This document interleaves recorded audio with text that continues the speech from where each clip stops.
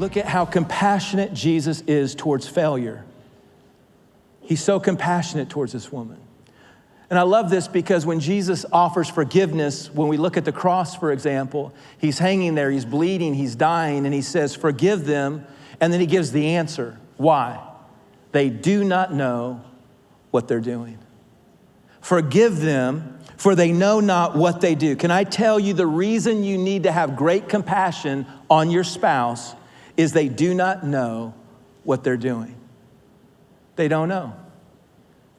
You think, well, they have to know. They have to know that hurts me. I've told them that hurts me. They have to know. They have to know that disappoints me. They have to know that that lets me down. I've explained to them over and over and over, I need you to do this, and you're not doing that. I've da-da-da-da-da-da. They know that they've got a hammer, maybe. They know they've got the nail. They know they're putting your hand on a cross. They know they're crucified. They may know that, but they don't know what's driving them to do it. You forgive them. You have compassion on them, for they know not what they do.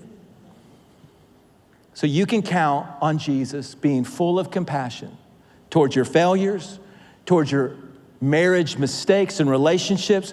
Why? Because he knows we don't get it.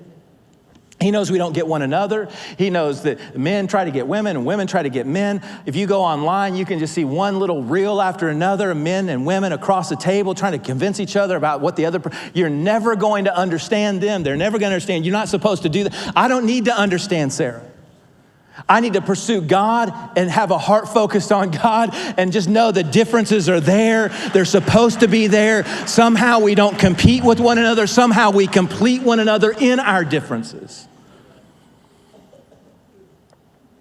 So if you've been through a broken relationship, you're not a second-class citizen.